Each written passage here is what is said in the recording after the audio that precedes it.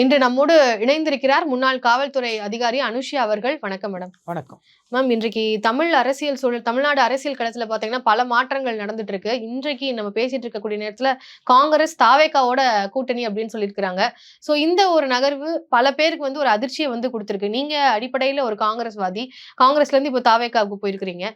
இப்போ நீங்க இந்த ஒரு மூவை எப்படி பாக்குறீங்க? உங்களுடைய பார்வை என்ன? அதாவது காங்கிரஸ் அது தேய்ந்து கொண்டிருந்த ஒரு கட்சியா இருந்துச்சு. நான் காங்கிரஸ்ல இணையும் பொழுது காங்கிரஸ் டிஎம்கே கூட அப்ப ஸ்டாலின் அவர்கள் அப்ப புதுசா வரார். அப்போ எடப்பாடி ஐயா மேல உள்ள வெறுப்புல மக்கள் ஸ்டாலினுக்கு ஓட்ட அள்ளி போட்டாங்க. ஸ்டாலின் வராரு, விடியல தரப்போறாருன்னாங்க. அப்போ காங்கிரஸ் கூட்டணியும் ரொம்ப மகிழ்ச்சியா இருந்தாங்க. அதே மாதிரி எம்பி 40க்கு 40 கொடுத்தாங்க தமிழக மக்கள்.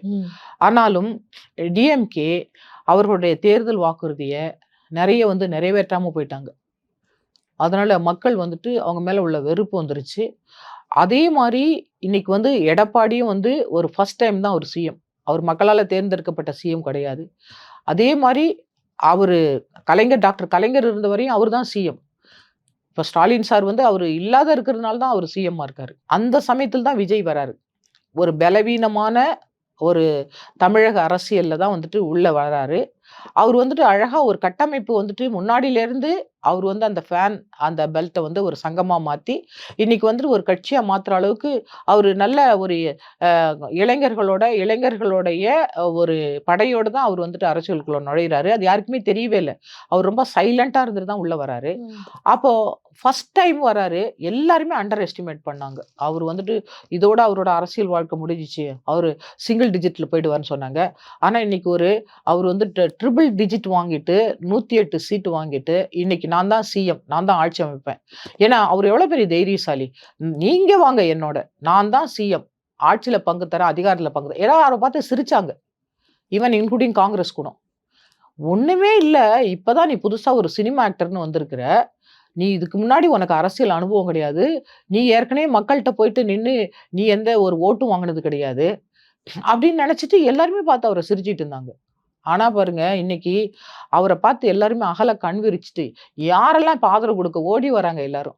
இப்பயும் பாருங்க, அவரு ஸ்டில் 108 நான் தான் ஆட்சி அமைக்க போறேன்னு தைரியமா வராரு. ஏன் தெரியுமா? இவர் யார்ட்டையும் ஓடல, அவங்க தான் ஓடியாராங்க. இன்னைக்கு இன்னைக்கு ஏடிஎம்கே வந்தாலும், ஏன்னா இன்னைக்கு எடப்பாடி சார் நம்ம இன்னைக்கு அவருக்கு சப்போர்ட் பண்ணோம் அப்படின்னு சொன்னா நம்ம சிஎம் உட்காரலான்ற அவரு அந்த நினைப்புல இருக்காரு. இப்ப அதே மாதிரி, ஏன்னா நிச்சயமா அவர் என்ன சொன்னாரு, நான் பாசிசம் பாயாசம்னு சொன்னாரு. நான் பிஜேபி எதிர்க்கிறேன் சென்ட்ரல்ல, நான் ஸ்டேட்ல டிஎம்கே எதிர்க்கிறேன். ஏன்னா டிஎம்கே நிச்சயமா அவருக்கு சப்போர்ட் பண்ண மாட்டாங்க. ஏன்னா டிஎம்கே சிஎம் சொல்லிட்டாரு, நான் எதிர்கட்சியில உட்காருவேன்னு சொல்லிட்டாரு. இப்போ அவருக்கு நிச்சயமா இந்த திராவிட கட்சிகள், திராவிடத்தை நான் ஆதரிக்கிறேன், நான் மும்மொழி கொள்கை வேண்டாம், எனக்கு மத சார்பற்ற அரசியல் வேண்டாம், பிஜேபி வரவே கூடாது அப்படின்னு போர்க்கொடி தூக்குன இந்த கட்சிகள் எல்லாம் இன்னைக்கு டிவிகேக்கு ஆதரவு தெரிவிச்சா அது இவங்களுக்கு மரியாதை. இல்லைன்னா பிஜேபி நீங்களே வரவேற்கிறீங்கன்னு அர்த்தம். ஏன்னா இந்த பிஜேபி எதிர்க்கக்கூடிய அனைத்து கட்சிகளும் விஜய்க்கு சப்போர்ட் பண்ணியே ஆகணும். அப்படி இல்லைன்னா நீங்க பொய் பிரச்சாரம் சொல்லிட்டு மக்கள்கிட்ட ஓட்டுவாங்க. நீங்க திராவிடம் சொல்லிட்டு பொய் பேசிட்டு இருந்தீங்க.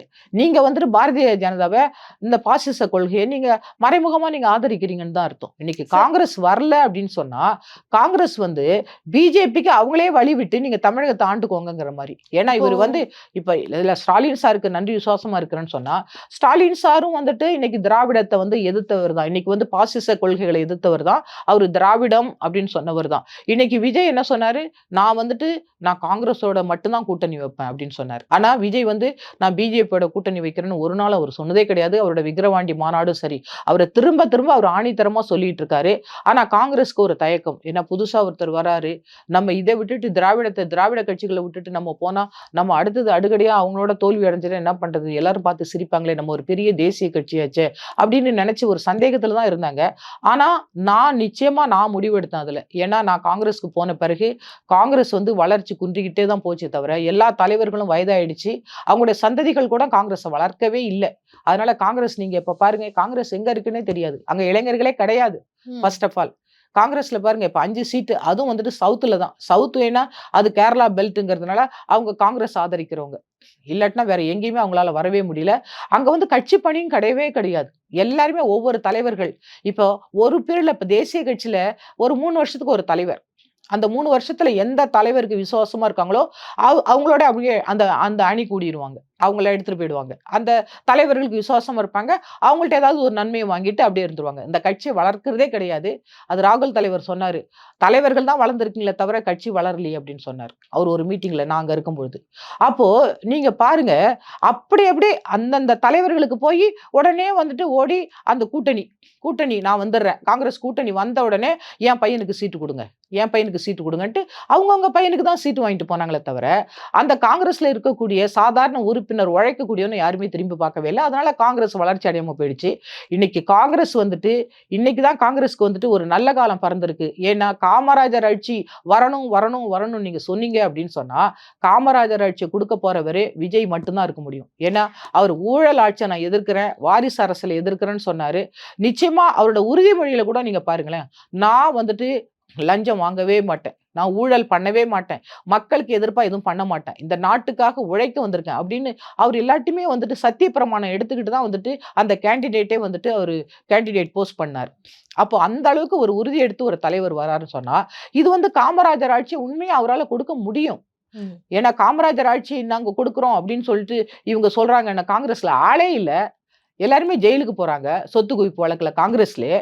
அப்படிப்பட்ட ஒரு தியாகமான கட்சி. இன்னைக்கு எத்தன தலைவர்கள் காங்கிரஸ்ல இறந்து போயிருக்காங்க. எத்தன பேரு வந்துட்டு இந்த நாட்டுக்காக இந்திரா காந்தி அம்மா இறந்து போயிருக்காங்க. இன்னைக்கு தலைவர் ராஜு அவர்கள் இறந்து போயிருக்காங்க. இன்னைக்கு காமராஜர் ஐயா அவர் இந்த நாட்டுக்காக தியாகம் பண்ணிட்டு போனவரு. இந்த தமிழகத்த உருவாக்குனவரு. நேரு வந்து இந்தியாவினுடைய சிற்பி. இந்த இந்தியாவை உருவாக்குனவரு. 14 வருஷம் ஜெயில்ல இருந்தவரு. அப்படிப்பட்ட ஒரு காங்கிரஸ் கட்சி எங்க இருக்குன்னே தெரியாம போயிடுச்சு. மேம் இப்போ நீங்க சொல்றீங்க இல்லையா? இப்ப காங்கிரஸ் வந்து முழுக்க முழுக்க இப்ப போய் சேர்ந்திருக்கிறாங்க. விஜய் வந்து காங்கிரஸ மட்டும் தான் கூப்பிட்டாங்கன்னு. ஆனா நீங்க இந்த இடத்துல பார்த்தீங்கன்னா, இப்போ காங்கிரஸ் சொல்லக்கூடிய ரீசன் பாஜக வந்து தாவேகா கூட கூட்டணி வச்சிடக்கூடாதுன்றதுனால நாங்க உடனே போறோம் அப்படின்னு சொல்றாங்க. அப்ப தாவேகா மேல அவங்களுக்கே நம்பிக்கை இல்லையா? தாவேகா வந்து கொள்கை எதிரி, எங்களுடைய கொள்கை எதிரி வந்து பாஜகன்னு சொல்லி டிக்ளேர் பண்ணியிருக்காங்க. ஆனா காங்கிரஸ் கொடுக்கக்கூடிய ரீசன பாருங்க. நாங்க பாஜக கூட கூட்டணி போயிருவாங்க. அதனால நாங்க போறோம்னு சொல்றாங்க. அப்போ விஜய் மேல வந்து என்ன நம்பிக்கை வச்சிருக்காங்க? இங்கேயே ஒரு முரணா இல்ல. இருக்கே. அப்படி கிடையாது. இப்ப ம். இவங்களுக்கு வேணா பிஜேபி கூட போயிடக்கூடாது அப்படிங்கிற மாரி வந்துட்டு இருக்கலாம். ஏன்னா, அவர இப்ப யார் எடுக்கலாம்னு நிக்கிறாங்க. இப்ப ம். விஜய் வந்துட்டு ஏன்னா இப்ப எடப்பாடி எடுத்தாருன்னு வச்சுக்கோங்களேன். இப்ப விஜய் வந்து 2 வருஷம் ஆட்சி செய்வாரு. நான் 2 வருஷம் ஆட்சி செய்வேன்னா, டெஃபினட்டா வந்துட்டு பிஜேபியினோட எண்ணங்கள் எல்லாம் இங்க நிறைவேத்துருவாங்க. பிஜேபி நடத்துற மாரி தான். இப்ப ஏடிஎம்கே வந்துட்டு எடப்பாடி வந்துட்டு ஆதரவு குடுத்தாருன்னு சொன்னா, பிஜேபி ஆள்ற மாரி தான். ம். இன்னைக்கு இப்ப இப்ப நம்மளோட சென்ட்ரல் கவர்ன்மென்ட்டோட டைரக்ஷன்ல தான் இங்க நடக்கும். ம். நிச்சயமா வந்து தமிழகத்த வந்து பிஜேபி பிடிச்சுட்டாங்கன்னு தான் அர்த்தம். ஓ! அதிமுக எடப்பாடி வந்தாலே அதான் அர்த்தம்னு சொல்றீங்க. ஓகே. டெஃபினட்டா ஏடிஎம்கே வந்துருச்சுன்னு சொன்னா, அது ஏடிஎம்கே வந்துட்டு பிஜேபி டைரக்ஷன்ல தான் இங்க ஆட்சி பண்ண போறாங்க. அவங்களோட எண்ணங்கள்லாம் மும்மொழி கொள்கையா இருந்தாலும் சரி, இவங்க இந்திய எதிர்ப்பு போராட்டம் பண்ணுனது எல்லாமே வந்துரும். அவங்க என்ன நினைக்கிறாங்களோ, அது நிச்சயமா வந்துரும். அதனால நிச்சயமா வந்துட்டு காங்கிரஸ் வந்துட்டு இது வந்துட்டு ஒரு பெரிய நல்ல வாய்ப்பு. ஏன்னா, ஈவன் ஸ்டாலின் ஐயாக்கு கூட சொல்றேன். அவரு வந்து திராவிடம் தான். இந்த பிஜேபி இருக்கவே கூடாது அப்படின்னு எத்தனை வாட்டி முழங்கி இருப்பாரு. இன்னைக்கு வந்து உங்களோட கூட்டணி தானே நீங்க போங்க. நான் வந்து எதிர்க்கட்சியில உட்கார்றேன். மக்களுக்கு நன்மை செய்றேன். மக்கள் அங்கீகரிக்கிறாங்க அந்த கட்சிய அப்படின்னு சொல்லிட்டு அவரே மனமும் வந்து போயிட்டு சப்போர்ட் பண்ணுங்க. ஏன்னா விஜய் சார் வந்துட்டு அவரு டிஎம்கே காரு தானே. அவரு பாருங்க அவரு வந்துட்டு ஓட்டு போடும்போது முன்னாடி அசெம்பிளி எலெக்ஷன்ல அவரு டிஎம்கே அந்த கொடியோட கலர்ல தானே அவரு வெஹிக்கிள் வந்தாரு. அவரு சைக்கிள்ல வந்து அவரோட அத்தனை ஃபேன்ஸும் டிஎம்கேக்கு தான் ஓட்டு போட்டிருப்பாங்க. ம். அவரு டிஎம்கே கார் தான். அதனால நீங்க அவர வந்துட்டு பிஜேபின்னு பார்க்கவே முடியாது. ஓகே. அதனால இன்னைக்கு காங்கிரஸ் வந்து ஆதரவு தெரிவிக்கலன்னா, நீங்களே பிஜேபிய வரவேற்று தமிழகத்துல ஆண்டுக்கிடுங்க அப்படின்னு சொல்ற மாரி அர்த்தம். அதனால இப்போ காங்கிரஸ் வந்து இந்த முடிவு எடுத்திருக்காங்க. இப்போ ராஜ்யசபால பாத்தீங்கன்னா, அங்க எம்பிஸ் பாத்தீங்கன்னா 40 எம்பி திமுகவினுடைய எம்பிஸ் இருக்கிறாங்க. இந்த முடிவு எடுத்திருக்காங்களே, இனிமே எப்படி அங்க நாடாளுமன்றத்துல எப்படி திமுக வந்து சப்போர்ட் பண்ணுவாங்க அப்படின்ற அந்த ஒரு கேள்வி வருது இல்லையா? இருக்கட்டுமே. ம். நீங்க பிஜேபி எதிர்க்கிறீங்க, உண்மையான நீங்க திராவிட கட்சி பிஜேபி எதிர்க்கிறீங்கன்னா நீங்க ராகுல் அது காந்திக்கு எப்படி சப்போர்ட் மேம்? பண்ணி தான் ஆகணும். காங்கிரஸ விட்டுட்டு காங்கிரஸ் வந்து திமுகவ வந்து விட்டுட்டு போயிருவாங்க. 10 வருஷமா ஒரு லீகசிய ஃபார்ம் பண்ணி இவ்வளவு தூரம் இருந்திருக்காங்க. ஆனா இப்ப பேக் ஸ்டாப் பண்ண மாதிரி ஆயிருச்சுன்னு சொல்றாங்களே. அப்ப இப்ப வந்து இப்ப எங்களுக்கு நீங்க சொல்லி தான் ஆகணும்னு என்ன அவசியம் இருக்குன்னு கேட்பாங்க இல்லையா? இல்லையே. இந்த திராவிடத்தின் மேல நம்பிக்கை உள்ளவர்கள், பாசிச கொள்கையை வெறுக்கக்கூடிய டிஎம்கே எம்பிஸ் நிச்சயமா ராகுல் தலைவருக்கு சப்போர்ட் பண்ணி அந்த இந்தியா கூட்டணி அப்படியே இருக்கும். ம். இங்க ஸ்டேட்ல தான் வந்துட்டு நம்ம பாசிசம் வரக்கூடாதுங்கிறதுக்காக தான் அவங்களோட கூட்டணி கட்சி. அதுவும் டிஎம்கே வந்துட்டு நேரடியா வந்துட்டு அவரு ஒண்ணும் செய்யல. இப்ப டிஎம்கே 108 வாங்கியிருக்குன்னு வச்சுக்கோங்களேன். நிச்சயமா வந்துட்டு இப்ப விஜய் வந்து தேடுவாரு. ஏடிஎம்கே தேட மாட்டார். நம்ம ம். சிஎம். ம். இப்ப இந்த சிஎம் வந்து 108 வாங்கியிருக்காருன்னு வச்சுக்கோங்களேன். அப்ப விஜய் வந்துட்டு இப்ப டிஎம்கே வாங்குனது இல்ல ஏடிஎம்கே வாங்குன ஓட்டு வாங்கியிருக்காருன்னு வச்சுக்கோங்க. நிச்சயமா யார் அவரு கேட்பாரு? எனக்கு வந்து 118க்கு வேணும். நீங்க எனக்கு வாங்க அப்படின்னு சொல்லிட்டு விஜய் தான் கேட்டிருப்பாரு. கரெக்ட்டுங்களா? சோ ரிவர்சிபிளா பார்த்தா அப்படி ஆமா. இருக்கும்னு சொல்றீங்க. ஏடிஎம்கே கேட்டிருக்க மாட்டாரு. அப்போ இப்ப வந்துட்டு சென்ட்ரல்ல வந்துட்டு நீங்க பிஜேபி எதிர்த்துக்கிட்டு இருக்கீங்கன்னா, அவங்க வந்து அந்த எம்பிஸ் அவருக்கு குடுத்து தான் ஆகணும். உங்களுக்கு காங்கிரஸ் வேணும், நான் பிஜேபி எதிர்க்கிறேன் அப்படின்னா நீங்க குடுத்து தான் ஆகணும். ம். இல்லன்னா இப்ப பிஜேபி கூட போறீங்களா? நீங்க அவ்வளவு எம்பிஸும் நீங்க வித்ட்ரா பண்ணிட்டு. போறதுக்கு வாய்ப்பு இருக்கு இல்லையா? ஏன்னா திமுக இதுக்கு முன்னாடி அப்ப போயிருக்காங்க. அப்படின்னா நீங்க பாசிசத்துக்கு சப்போர்ட் பண்றீங்களா? ம். பாசிசத்துக்கு சப்போர்ட் பண்றீங்களா? ம். டிஎம்கே அப்படி கிடையாது. இப்ப வந்துட்டு நிச்சயமா வந்து ராகுல் தலைவர் நீங்க முதலமைச்சரை கேட்டிருப்பாரு.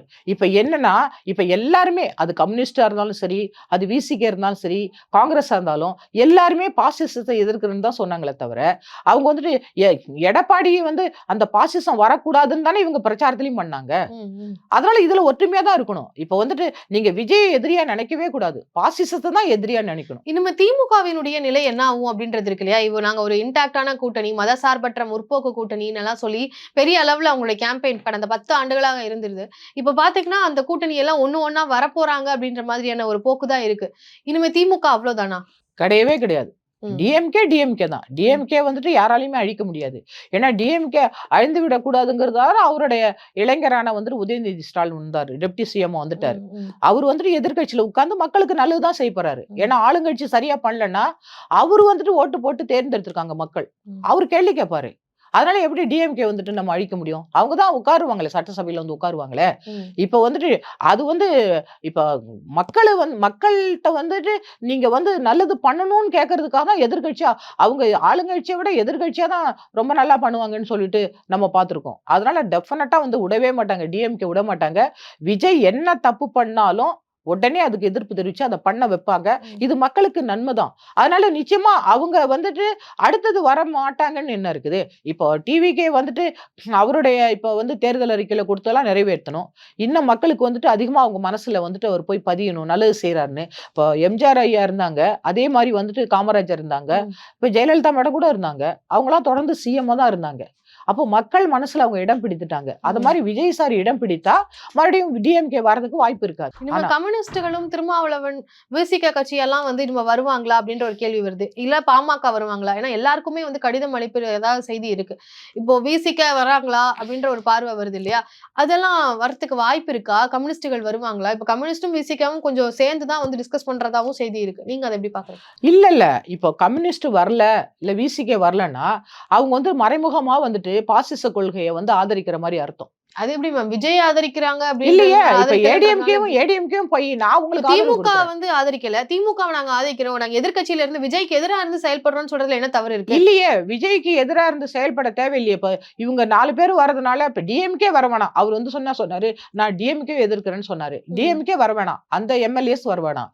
நீங்க கூட்டணியில இருக்கிறவங்க, நீங்க விஜய்க்கு வந்துட்டு ஆதரவு குடுக்கும்போது, இந்த சைடுல இருந்து மக்களுக்கு நல்லது தானே செய்ய போறீங்க நீங்க. நீங்க ம். ஆளுங்கட்சியா இருந்தாலும், நீங்க மக்களுக்கு நன்மை தானே செய்ய போறீங்க. உங்கள தானே தேர்ந்தெடுத்திருக்காங்க அந்த ம். மக்கள். ம். ம். அதனால நான் கூட்டணியிலே இருந்து தோத்த கட்சியோட நான் இருந்துகிட்டு, அங்கேயே தோத்த உட்கார்ந்து கட்சி எதிர்க்கட்சி இல்லையா? எதிர்க்கட்சியா இருந்தாலும் நான் கேள்வி கேட்டுட்டே இருப்பேன். இப்ப பவர்ஸ் அதிகமா இருக்கும்ல உங்களுக்கு. ம். நீங்க எம்எல்ஏஸா இருந்தா உங்களுக்கு அந்த தொகுதியில போய் நின்னு மக்களுக்கு செய்யறது அதிகமா இருக்கும்ல. நீங்க இப்படி சொன்னா பரவால்ல. ஆனா விஜய்க்கு ஆதரிக்கல அப்படின்னா, அது பாசிசத்துக்கு ஆதரிக்கிற மாரின்னு சொன்னா, அங்க எப்படி நீங்க அத அது எப்படி அப்படி உண்மைதானே. எடுத்துக்க இப்ப முடியும்? இவங்க 5 காங்கிரஸ் குடுத்தாலும், மித்த சீட் எங்க போவாங்க அவங்க? பாமக வரும் அப்படின்னு சொல்றாங்களே. பாமக வரட்டும். அது வரலன்னா என்ன பண்றது? நம்ம தானே பாமக வந்து ஏடிஎம்கேல இருக்காங்க. ம். ஏன் அவங்கள போய் இன்வைட் பண்றீங்க நீங்க? பாமக வேண்டாம் அப்படின்னு வேணாமே. நினைக்கிறீங்க. ஓகே. நீங்க கடவுள் வந்துட்டு 6 சீட்டு குடுத்துருக்காரு. அவருக்கு 6 தானே வேணும் இன்னும். ம். இப்ப 108 இப்ப 5 113 வந்துருச்சு. ம். இப்ப ஒரு 6 வந்துருச்சுன்னு சொன்னா போதுமே அவங்களுக்கு. ம். கரெக்ட்டுங்களா? 119 இருந்தா போதும். ஓகே. அவர் ஆட்சி அமைச்சிருவாரு. அப்ப எதுக்கு மறைமுகமா அப்படின்னு சொன்னா, நம்ம அவருக்கு ஆதரவு தெரிவிக்கலாம். யார் ஆதரவு குடுப்பாங்க? நிச்சயமா ஆட்டோமேட்டிக்கா பாமக குடுத்தாருன்னா, அவர் ஏடிஎம்கேல இருக்காரு.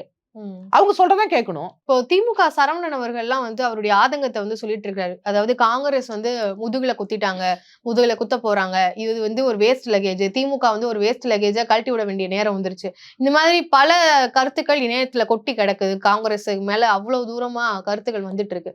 அதுக்கு உங்க பார்வை என்ன? காங்கிரஸ் இல்லாட்டின்னு சொன்னா டிஎம்கே கிடையாதாச்சே. ம். நீங்க பிஜேபி வந்துட்டு காங்கிரஸ் வந்துட்டு அங்க உட்கார்ந்து எதிர்க்கலன்னு சொன்னா, உங்க 40 எம்பிஸ் எங்க அனுப்பியிருக்கீங்க? பிஜேபிக்கு அனுப்பியிருக்கீங்க, ம். காங்கிரஸ்க்கு தானே அனுப்பியிருக்கீங்க. ம். இன்னைக்கு காங்கிரஸ் அங்க போராடிட்டு இருக்கனால தானே உங்களுக்கு இங்க சேஃபா இருக்கிறீங்க. இல்லாட்டா மோடி அதுதான் குத்திடுவார்ல. மேம் என்ன சொல்றாங்கன்னா, அவ்வளவு தூரம் மத்த ஸ்டேட் எதுவும் கான்ட்ரிபியூட் பண்ணாத ஒரு விஷயத்த தமிழ்நாடுல இருந்து குறிப்பா திமுக தான் 40 எம்பிக்கள அனுப்பியிருக்கிறாங்க. அப்படி உங்களுக்கு 40 எம்பி வந்து உங்களுக்கு அங்க இருந்து பேசுறதுக்காக உங்களுக்கு திமுக கொடுத்து இருந்தும் ஒரு பேக் ஸ்டாப் பண்றீங்க. உங்களுக்கு தேவைப்படுற நேரத்துல பயன்பட்டுட்டு இப்போ வந்து முதல குத்துறீங்க அப்படின்ற மாதிரி சொல்றாங்க. அப்படி கிடையாது. நாட்டுடைய மக்களுடைய நன்மையை கருதி மறுபடியும் ரீ எலெக்ஷன் வந்துச்சுன்னு சொன்னா எவ்வளவு செலவழியும் சொல்லுங்க. ம். இப்ப விஜய் தயார் ரீ எலெக்ஷனுக்கு. இப்ப அவர் அப்படியே நம்ம விட்டுட்டோம்னு வச்சுக்கோங்களேன், மறுபடியும் ரீ எலெக்ஷன் வரும், கவர்னர் ஆட்சி வரும். இந்த மக்களோட வரி பணத்துல இன்னும் செலவழிக்கணுமா? இந்த 5 எம்எல்ஏ 6 எம்எல்ஏக்காக மறுபடியும் வந்து ஒரு ரீ எலெக்ஷன் வரணுமா? ம். அதுக்கு நீங்க தானே பாசிச கொள்கை எதிர்க்கிறேன்னு சொல்றீங்க. இங்க கொடுத்தா உங்களுக்கு என்ன, இப்ப டிஎம்கே வந்துட்டு இப்ப ஆளுங்கட்சியா இருந்து நான் உங்களுக்கு சப்போர்ட் பண்ண மாட்டேன், நான் விஜய்க்கு சப்போர்ட் பண்ண போறேன்னு சொன்னாதான் தப்பு. ஏன்னா அவர்ட்ட நன்மை பெற்றுட்டு இப்ப அவங்க ஆளுங்கட்சியா இல்ல, அவங்க எதிர்கட்சியில் தான் இருக்காங்க. அதனால இங்க இருந்து வரதுல ஒண்ணும் தப்பே கிடையாது. இது வந்து Okay. கட்சிகளுக்குள்ள ஒரு பரஸ்பரமான தமிழக மக்களோட நலனை கருதி நீங்க வந்து கட்சி நடத்தல, எனக்கு பதவி வேணும், இல்ல எனக்கு அவருக்கு நான் விசுவாசமா இருக்கணும் அப்படின்னு சொன்னா நீங்க போலாம். ஓகே. தமிழக மக்களோட நலனை நீங்க கருதுனீங்கன்னு சொன்னா மறுபடியும் ஒரு ரீ எலெக்ஷன் வரக்கூடாது. மக்கள் அவர் அங்கீகரிச்சிருக்காங்க. அவருக்கு போய் அவர் வந்துட்டு இப்பதானே ஒரு இளம் தலைவர், அவருக்கு போய் நீங்க சீனியர்ஸ் சப்போர்ட் பண்ணி இப்படிதான் கட்சியை வழிநடத்தணும்னு சொல்லி கொடுங்களேன் போயிட்டு. ஓகே. இப்போ தமிழ்நாட்டினுடைய அரசியல் நகர்வுகள் நிறைய போயிட்டு இருக்கலே மேம். நீங்க ஃபைனலா வந்து இந்த மக்களுக்கோ இல்ல இப்போ என்ன சொல்லணும்னு விரும்புறீங்க? தமிழக மக்களுக்கு இல்ல, இப்ப இளைஞர்கள் கையில ஆட்சியை கொடுத்துடணும். நீங்க வந்து பின்னாடி அறிவுபூர்வமா இருந்து அவங்கள நடத்தணும், வழி நடத்தணும். நானே உட்கார்ந்துட்டு அந்த காலத்துல இருந்து உட்கார்ந்துட்டு நானே அந்த அரைச்சமாவே அரைப்பங்கிற கதையெல்லாம் அங்க வேணவே வேணாம். இன்னைக்கு இளைஞர்கள் வந்துட்டு ரொம்ப மாடர்னா இருக்கிறாங்க, ரொம்ப ஸ்பீடா இருக்கிறாங்க. அவங்க நினைக்கிற மாதிரி அவர்களுக்கு வேலை வேணும், அவர்கள் சொல்றத வந்து கேட்கக்கூடிய ஒரு ஆட்சி வேணும்.